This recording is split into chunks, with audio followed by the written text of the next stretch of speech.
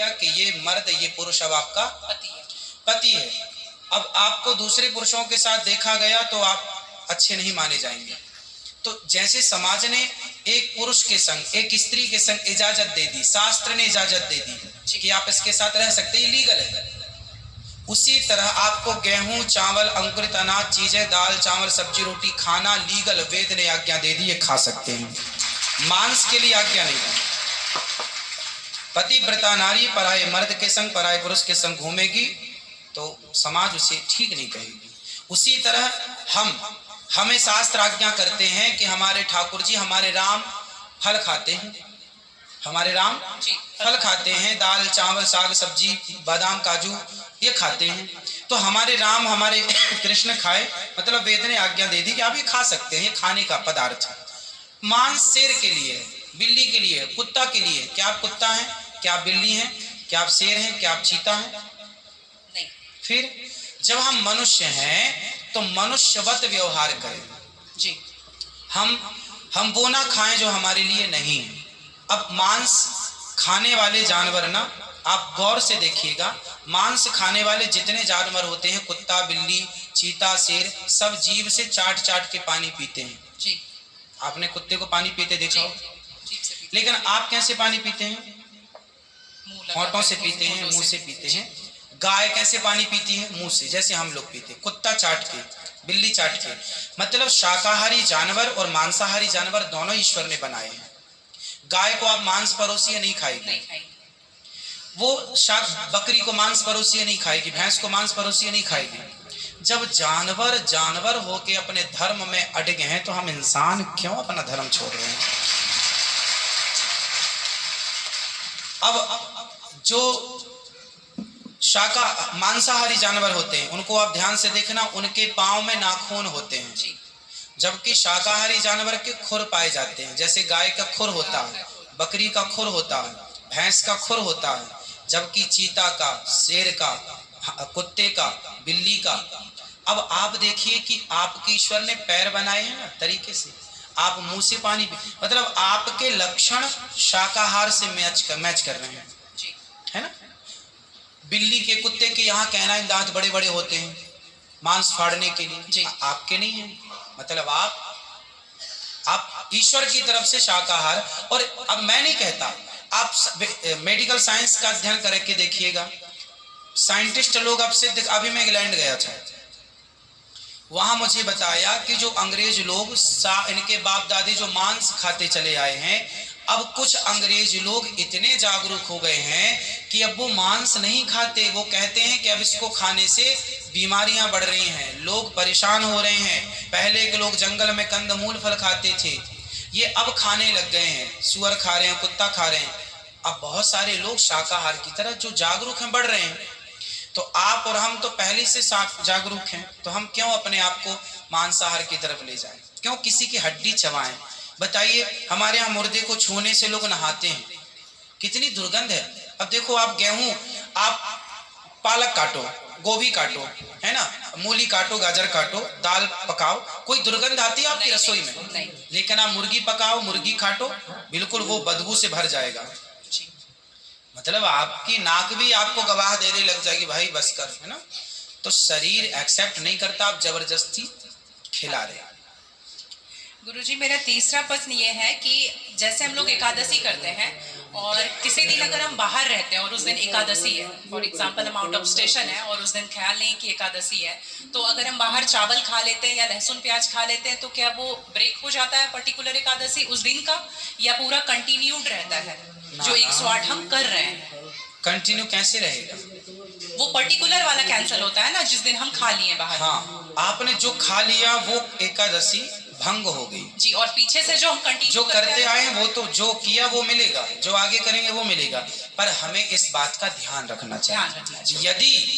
यदि आपने एक बार खा लिया, एकादशी के दिन कोई ने धोखे से कुछ खा लिया, चावल खा लिया, रोटी खा ली, बिस्किट खा लिया, तो भगवान से क्षमा मांगनी चाहिए, प्रभु अज्ञानवश हुआ, हमें क्षमा कीजिए। और फिर उतने को ही फलाहार मान लेना चाहिए, फिर कुछ नहीं खाना चाहिए। जैसे आज आपने धोखे से चावल खाया, आपने खाया ही एक कौर, तभी याद आया आज तो एकादशी, अब आप बोलेंगे नहीं हे प्रभु अपराध हुआ, क्षमा, भगवान का नाम जप करो और उसको ही अब मान लो कि मेरा पारण हो गया, अब फिर मैं कुछ नहीं खाऊं, तो फिर वो पूरी एकादशी मान ली जाएगी। गुरुजी मेरा चौथा सवाल ये है कि आप कहते हैं दारू पीना पाप है, चिकन खाना पाप है क्योंकि उसमें जान है।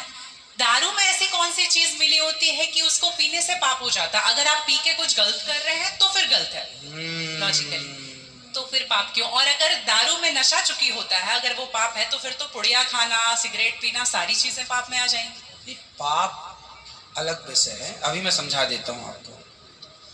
जब हमारा देश गुलाम था जी, तो एक अंग्रेज ने एक पंडित जी की कनपटी पे बंदूक रखी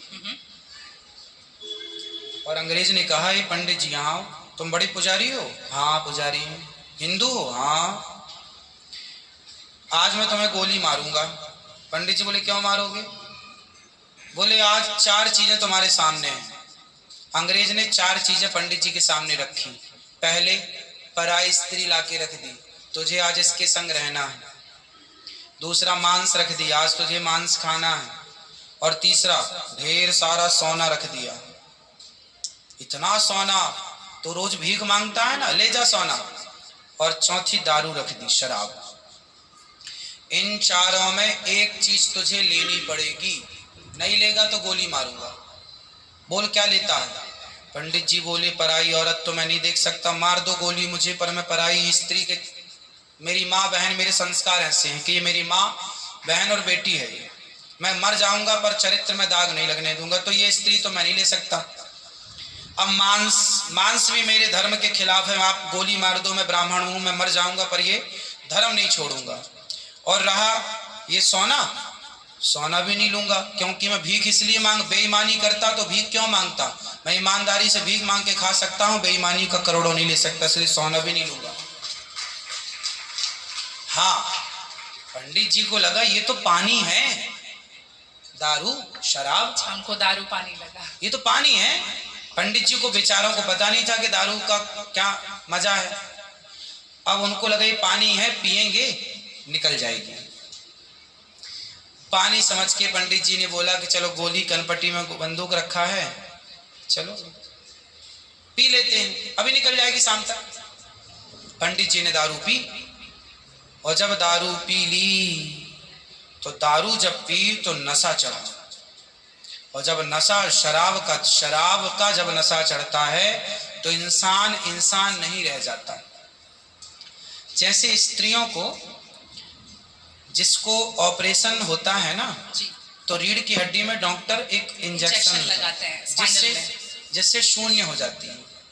वो अंग क्या हो जाता है? कोई भी ऑपरेशन में डॉक्टर आपको शून्य कर देता है। उसी तरह शराब आपके मस्तिष्क को, आपके सोचने विचारने की क्षमता को शून्य कर देती है, माइंड को शून्य कर देती है। आप ये निर्णय नहीं ले पाते कि क्या सही है और क्या गलत है। अब पंडित जी जब नशे में झूमने लगे तो वो उस स्त्री को छेड़ने लग गए, ए यहाँ जा, नशे में। तो यही तो प्रश्न था मेरा गुरुजी कि वो नशे में ऐसा कर रहे हैं तो गलत है। अगर जो बोलते हैं हम जेंटलमैन पैक पीते हैं, हम 2 पैक पीते हैं या 3 पीते। अच्छा ये बताओ, नशे में करने लगे तो गए, वो नशा आया कहाँ से? शराब जहाँ से आया वही तो गलत है। नहीं तो गुरुजी, सारे फसाद की जड़ तो वही है। गुरुजी जब ज्यादा पी ले रहे हैं तो ऐसा हो रहा है, जो कम पी रहे हैं और ये कह रहे हैं कि कम पीने से ऐसा नहीं होता, आप ज्यादा। हमारे यहाँ 5 महापाप गिनाए हैं शास्त्रों ने जी। 5 महापाप, उनमें से एक शराब है। शराब है, हाँ। शराब को महापाप इसलिए कहा गया है, ये बुद्धि भ्रष्ट, शराब पीने वाली की बुद्धि सात्विक नहीं हो सकती। आप शराब पीजिए, आप शराब पीने वाला व्यक्ति आध्यात्मिक नहीं हो सकता। जो ईश्वर से कनेक्टिविटी है, जो हम आध्यात्म जगत की बात करते हैं। देखो आप शराब पीने के शराब लोग क्यों पीते हैं? शराब कौन पीता है? समाज में 2 किस्म के लोग होते हैं। एक वो होते हैं, जैसे मैं सात्विक हूं, आप सात्विक हैं, आप चाहते हैं कि मैं भजन करूं भगवान का, ज्यादा हाय नहीं, शांत खुश भगवान के चिंतन में। एक तो इस प्रकार का आदमी है भगवत चिंतन में, वो ज्यादा खाता भी नहीं, एक आदमी कैसा है जो विषय भोगी है, शराब शरीर को गर्म करती है, शराब शरीर को गर्मी पहुंचाती है। और जो व्यक्ति भोगी होता है, जिसे भोगों को भोगना है, वो लोग शराब का उपयोग करते हैं अपने भोगों की क्षमता को बढ़ाने के लिए। अब जिसे भोग भोगना है वो तो अपनी क्षमता भोगों की बढ़ाए और शराब पिए, परंतु जिसे भगवत प्राप्ति करना हो, ईश्वर से नेह करना हो, मन लगाना हो, संत लोग एक टाइम भोजन करते हैं, 2 टाइम नहीं खाते। बोले शरीर को केवल जिंदा रखना है, ज्यादा खिलाएंगे तो शरीर भी हानिकारक है, मन भटकेगा। इसलिए यदि आपके अंदर ईश्वर की प्राप्ति की साधना है तो आपका आहार विहार शुद्ध अपने आप हो जाएगा। और मन में यदि कामना है तो फिर लोग तो चरस भी पीते हैं, अफीम भी लेते हैं। ये सब चरस अफीम क्या करती हैं? शरीर को उत्तेजित करती हैं। ये सब शरीर को उत्तेजित करने वाले पदार्थ हैं। तो बाकी जितने भी नशा वाली चीज हैं, हाँ। गुटखा, खैनी, दारू जो भी है, ये सारे फिर उतने ही इक्विवेलेंटली सब नुकसानदायक है। खैनी से कैंसर होता है, सिगरेट से लंग्स खराब होते हैं। गुल से क्या होता है गुरुजी? किससे? गुल जो करते हैं, गुल क्या होता वो है? पाउडर एक होता है ना? नहीं, वो मैं जानता नहीं। चरस अफीम क्या कहते हैं? क्या है? ड्रग्स? नहीं, वो ड्रग्स नहीं होता, डब्बे में आता है गुड़। नहीं, वो गांव के लोग को मैंने देखा करते हुए। तंबाकू चूना? नहीं, वो मैं उसके बारे में पहली बार सुन रहा हूँ, अब रिसर्च करना पड़ेगा वो चीज क्या है। मतलब कुछ भी नशीला पदार्थ देखो गलत है, सब गलत है, सब गलत। शराब कौन सी सही है? सिगरेट कोई पिए तो कौन सा समझदार है? आप खैनी खाएं, गुटखा खाएं, अब कौन सही? इसे कौन कहे? मूर्ख ही सही कहेगा, खाने वाला ही सही कह सकता है। तो मतलब सब इक्वली उतना ही पाप है। पाप पुण्य अलग विषय हो गया। नहीं गुरुजी, आप कहते हैं कि शराब को पाप माना गया है, ये सारी चीज पाप के अंतर्गत है। अब सेहत खराब हो ही जाएगी। शराब के नशे को पाप माना गया है, बाकी चीजें गलत है। ठीक है। महापाप में शराब को लिया गया है, बाकी चीजों को गलत। सही कैसे हो सकती है? खैनी और सिगरेट और बाकी चीजें। महापाप में शराब को गिना। देखो, एक होता है महापाप, एक होता है पाप जी। महापाप 5 प्रकार के हैं, पाप अनेक प्रकार के हैं। तो पाप तो पाप है, गलत है, ये सब चीजें गलत है, शराब महापाप है। आगे ठीक है गुरुजी, मेरा लास्ट प्रश्न आपके माध्यम से ये बुलवाना है। बहुत सारे लोग खच्चर पर जाते हैं केदारनाथ, और वैष्णो देवी भी जाते हैं खच्चर पे। अगर आप देख रहे हैं तो अभी रिसेंट का वीडियोस देखे होंगे, तो उनको चरस पिला करके लेकर के लोग जा रहे हैं। किसको? खच्चर को जी, एक नाक बंद करके एक नाक से पिला रहे हैं। और आपको